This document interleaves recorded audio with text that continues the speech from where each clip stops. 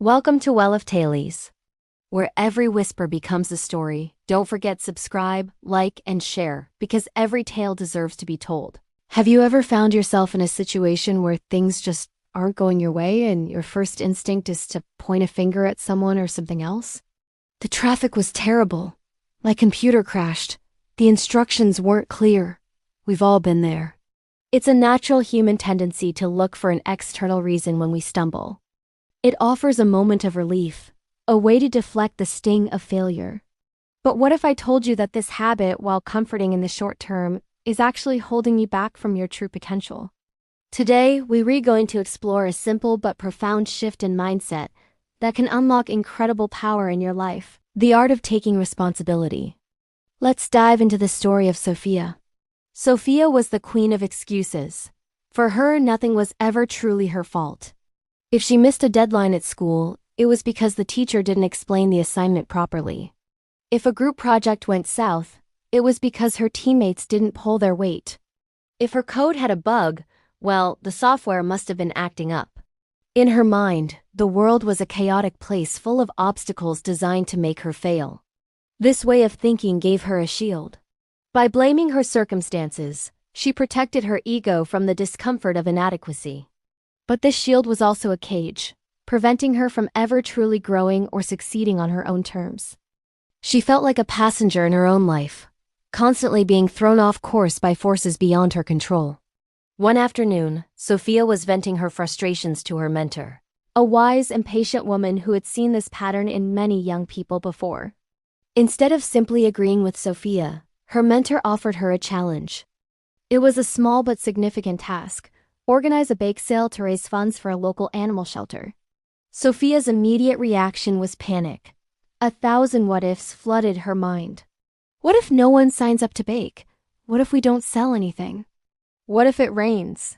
I can't do this. It's too much pressure and everything will probably go wrong anyway. She was already building her wall of excuses before she even started. Her mentor listened calmly and then shared a piece of advice that would change everything for Sophia. She looked at her and said, "Sophia, stop focusing on all the things that could go wrong, the things you can't control. Instead, focus on what you can control. Take complete responsibility for your part in this, and you'll find that solutions start to appear where you only saw problems." This idea was radical for Sophia. It was scary. Taking responsibility meant there would be no one else to blame if things failed. But something in her mentor's calm confidence sparked a flicker of curiosity. What if she was right? For the first time in a long time, Sophia decided to try a different approach. She sat down not with a list of potential problems, but with a blank page titled "My Action Plan." She broke the entire event down into small, manageable tasks. She made a list of friends who loved to bake and personally asked them to contribute. She designed a colorful flyer and got permission to post it around school. She scouted the perfect location for the table. Of course, it wasn't all smooth sailing. A couple of people who promised to bake canceled at the last minute. Instead of throwing her hands up and declaring the event a disaster, Sophia took a deep breath and asked herself her mentor's question: what can I control? She ran to a local store, bought some cookie mix, and spent the evening baking replacements herself. When the day of the bake sale arrived, she was nervous but also strangely calm. The event was a huge success. They sold out of everything in just a few hours and raised more money than they had hoped for. As Sophia counted the earnings, surrounded by her happy friends, she felt a surge of pride unlike anything she had ever experienced. It wasn't the fleeting relief of blaming someone else. It was a deep, solid sense of accomplishment.